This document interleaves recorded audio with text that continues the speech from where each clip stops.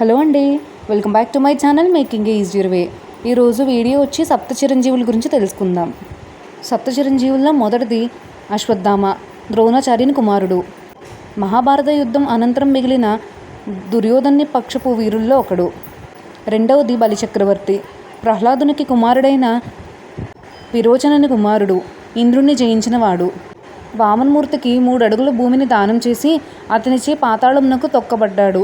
కానీ ఇతని సత్యసంధితకు మెచ్చుకున్న వామనుడు గదాధారిగా ఇతన్ని వాకిటికి కావలి కాచేవాడు.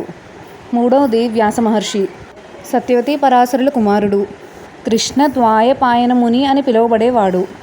అష్టాదశ పురాణాలను, బ్రహ్మసూత్రములను, భారత భాగవతములను మరియు అనేక తత్వగ్రంథములను రచించాడు. వేదాలను విడబరిచిన వారు అని వ్యాసుని పేర్కొంటారు. నాలుగవది హనుమంతుడు. కేసరి భార్య అయిన అంజనపుత్రుడే హనుమంతుడు. భరత ఆజ్ఞ ప్రకారం వాయుదేవుణ్ణి కొలిచిన అంజనాదేవికి వాయుదేవుడు ప్రత్యక్షమై తన గర్భంలో శివుని శక్తిని ఆమెకు వరముగా ఇవ్వగా అంజనా గర్భమున హనుమంతుడు పుట్టాడు. సూర్యుని శిష్యుడు ఈ రామభక్తుడు. పరమేశ్వరుని అవతారము.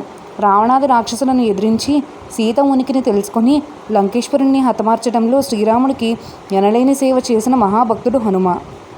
మహాభారత యుద్ధంలో అర్జునుని ధ్వజమున వెలిసిన పాండవుల విజయానికి కూడా దోహదకారి అయ్యాడు.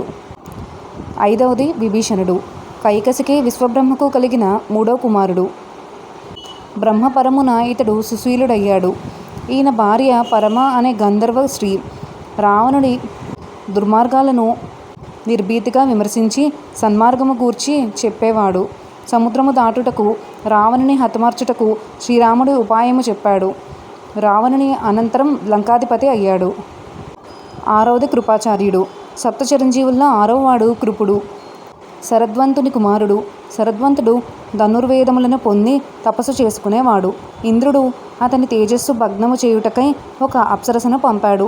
ఆమెను చూడగానే అతడు కామపరవశుడై ఆ చోటును వదిలి వేరే చోటుకు వెళ్ళాడు. ఆ సమయమున కలిగిన కుమారుడు కృపుడు. కృపుడు శరద్వంతు దగ్గరకు ధనుర్వేదములను నేర్చుకున్నాడు. భీష్ముని కోరిక మన్నించి ధనుర్విద్యను నేర్పాడు.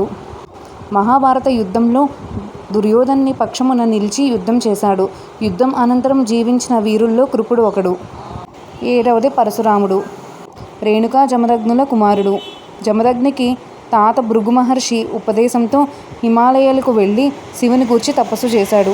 ఈశ్వరుడు బోయవాని వేషమున వచ్చి పరశురాముని పరీక్షించాడు. శివుని ఆజ్ఞతో తీర్థయాత్రలు చేశాడు. శివుని అనుగ్రహంతో భార్గవాస్త్రాన్ని పొందాడు. Thank you for watching. ఇలాంటి మరెన్నో వీడియోస్ కోసం నా ఛానల్ని సబ్స్క్రైబ్ చేసుకోండి.